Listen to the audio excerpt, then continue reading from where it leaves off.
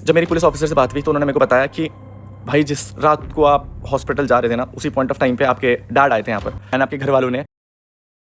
सो hey everyone, कैसे हैं आप सब लोग। आपका मेरे चैनल आकाशदीप 2.0 में फिर से स्वागत है। दरअसल अभी जो मैं बात करने वाला हूँ UK07 राइडर के बारे में बात करने वाला हूँ, यानी कि अनुराग दोबाल के बारे में। तो अनुराग दोबाल को लेकर एक बड़ी खबर सामने आ रही है। तो क्या है वो पूरी खबर, उसे जानने से पहले जो भी मेरे चैनल पर नया, चैनल को लाइक करे, शेयर करे, सब्सक्राइब करना ना भूले। सो गाइस, जैसे कि आप लोगों को पता है कि अनुराग दोबाल का कुछ टाइम पहले एक्सीडेंट हुआ था, तो इसी पर अनुराग दोबाल ने वापसी कमबैक कर लिया है। तो कल ही उन्होंने एक व्लॉग वीडियो डाला था जिसमें वो अपनी फैमिली की पोल खोलते हुए नजर आ रहे हैं, और उन्होंने ये भी बताया कि जिस टाइम उनका एक्सीडेंट हुआ था उस टाइम उनकी फैमिली ने उनके ऊपर 50 पन्नों की FIR दर्ज कराई थी, जिसकी वजह से अनुराग दोबाल को अभी तक कोर्ट के चक्कर और पुलिस के चक्कर काटने पड़ रहे हैं। और इसके अलावा भी अनुराग दोबाल काफी कुछ कहते हुए नजर आ रहे हैं अपने व्लॉग वीडियो के अंदर। सबसे पहले इनका ये वायरल क्लिप देखिए। जिस दिन मेरा एक्सीडेंट हुआ था ना, उस दिन almost everyone came up, everyone. मैंने कहा चलो इट्स ओके, अगर इतनी बुरी स्टेट पर भी नहीं आए तो मैं छोड़ ही देता हूँ। बट मैं आपको बता देता हूँ, जिस पॉइंट पर मेरा एक्सीडेंट हुआ था ना, उस हाईवे पे, उस पॉइंट पर ना पापा went to the police station उसी रात को एंड ही रजिस्टर्ड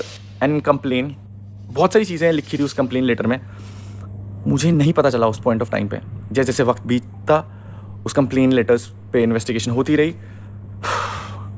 जब मैं देहरादून आया तब जाके मुझे पता लगा कि मेरे खिलाफ ऑलमोस्ट मेरे घर वालों ने फिर से मतलब 50-60 पेजेस की एक पूरी कंप्लेन फाइल दी है। एंड उस कंप्लेन लेटर्स में जो चीज़ें मैंने पढ़ी हैं, मतलब दिमाग घूम गया बहुत क्रेजी लेवल पे। जब मेरी पुलिस ऑफिसर से बात हुई तो उन्होंने मेरे को बताया कि भाई जिस रात को आप हॉस्पिटल जा रहे थे ना, उसी पॉइंट ऑफ टाइम पे आपके डैड आए थे यहाँ पर एंड आपके घर वालों ने आपके खिलाफ एक कंप्लेन लेटर लिखाई है जिसकी इन्वेस्टिगेशन हम लोग कर रहे हैं। I know it's very tough for me to even vlog this, but let me just tell you guys, last time भी यही चीज़ें चल रही थी एंड उस पॉइंट ऑफ टाइम पे भी I could not make it public because मेरे को था यार कि लोग क्या सोचेंगे, क्या जज करेंगे। बट अगर एक पॉइंट ऑफ टाइम पर आकर के मुझे पता है मैंने वो 1 महीना कैसे बिताया है भाई। जिस पॉइंट ऑफ टाइम पे लोगों ने मेरे को देखा ना भाई बेड पर, मैं आपको बताता हूँ मैंने 1 महीने तक लाइक बेड में रह करके डाइपर में पॉटी सूसू करा है। सबसे ज़्यादा शर्मनाक एंड ह्यूमिलेटिंग चीज़ थी मेरे लिए वो उस टाइम पीरियड के लिए कि मैं किस सिचुएशन में आकर के जा चुका हूँ। And at the same point of time मैं जब वो वीडियोज़ देखता था ना, मैं जब सड़क में लेटा हुआ था उस सिचुएशन में, तो मेरे को था यार सबसे वर्स्ट पॉइंट था मेरा वो ज़िंदगी का। बिकॉज इन लोगों में अपना समझता था ना एट पॉइंट ऑफ टाइम पे कि भाई ये लोग मेरे अपने हैं, ये मेरे कोर है भाई। I don't know what they were trying to do. मैंने उस टाइम पे लीगल बैटल्स खुद विड्रॉ कर दी थी हर एक पॉइंट पर, या जो केस चल रहे थे कभी ध्यान ही नहीं दिया। मैंने कहा चल ठीक है बात करके सॉर्ट हो जाएगा, बट नहीं। अल्टीमेटली आज की डेट पे मुझे ऐसा लगता है कि भाई I was very wrong about my decision बहुत ड्रास्टिकली। आप समझो भाई, मतलब मेरे को अगर रियलिस्टिकली चीज़ें प्रूव करनी होती ना, मैं हर एक पॉइंट पर कर देता last time, but I still chose not to reveal any of such things ताकि किसी को डैमेज ना जाए। मैंने केवल उस वीडियो में केवल अपना पॉइंट ऑफ व्यू रखा है कि भाई this is what I been going through. मैं प्यार के लिए मर रहा था, प्यार नहीं मिला भाई, तो वो दे देते तो मेरी मेंटल स्टेट बहुत अच्छे पॉइंट पर इंप्रूव हो जाती, या फिर मैं हील कर जाता। एंड लास्ट टाइम भी कंप्लेंट्स हुई थी मेरे अगेंस्ट, एंड उन कंप्लेंट्स में जो चीज़ें मेरे खिलाफ लिखी गई थी ना, मैं आपको बता रहा हूँ, you could not even imagine that. इस पॉइंट ऑफ टाइम पे जो कंप्लेंट लेटर्स में जो चीज़ें लिखाई गई हैं, आई विल टेल यू, इतनी झूठी बातें लिखाई गई हैं। अगर मैं बोलूँगा भी ना, आपको बहुत शर्म आएगी कि ऐसे कैसे कर सकते हैं इसके घर वाले। खैर मुझे आज की डेट पर खुद शर्म आती है, इसीलिए मैं खुद बोलता हूँ कि अच्छा ही हुआ कि भाई छोड़ दिया। बिकॉज एंड वो जो कंप्लेन लेटर है ना गाइस, उसमें ना ऐसी चीज़ें लिखी हैं। मेरे साथ कोई दोस्त आते थे तो फिर मम्मी को उन दोस्तों से डर लगता था। मैं भगवान कसम खाऊँ, मुझे ना दुख केवल इस चीज़ का है कि बातें झूठी क्यों लिखी गई है। At one point of time जब मेरे दोस्त आते थे ना, तो मेरे ही घर वाले होते थे उस पॉइंट ऑफ टाइम पे, जो उन्हें खाना खिलाते थे, जो उन्हें अच्छे से ट्रीट करते थे, जो उनके साथ बैठ करके गप्पे लड़ाते थे।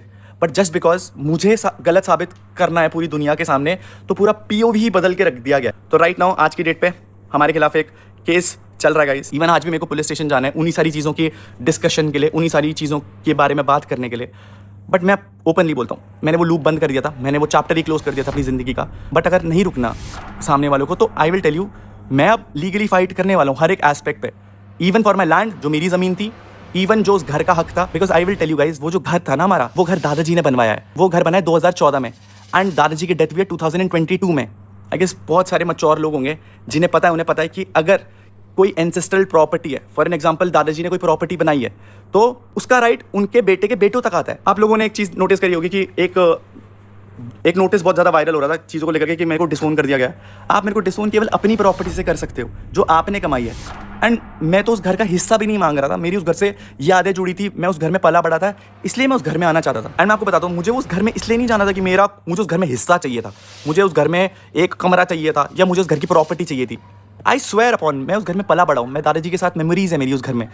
मैंने अपना व्लॉगिंग करियर उस घर से शुरू करा है, हर एक छोटे से छोटा व्लॉग उस घर में बनाया है, इसलिए मुझे उस घर में आना था। एंड मैं जितनी बारी भी घर गया हूँ ना, आई स्वेयर, मैं केवल इसलिए बोला हूँ कि इस घर पे मेरा भी शायद उतना ही हक है। हक मतलब इमोशनल वैल्यूज का, सारी चीज़ों का भाई, मेरा और कोई पॉइंट ऑफ व्यू था ही नहीं उस घर के रिगार्डिंग।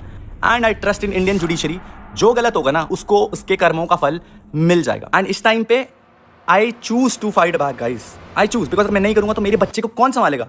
ये तो मेरे को अंदर पहुंचा देंगे जेल में, पता नहीं कौन कौन से किस किस एलिगेशंस में जो रियल भी नहीं है। मैं आपको सच बता रहा हूँ, क्या क्या लांछन मेरे पे लगे ना, मुझे पता है भाई। सो गाइज, आप लोग क्या कहना चाहते हैं अनुराग दोबाल की इस वायरल वीडियो के बारे में? कमेंट करके अपनी राय दे। मिलते हैं किसी और वीडियो में, टिल देन बाय बाय।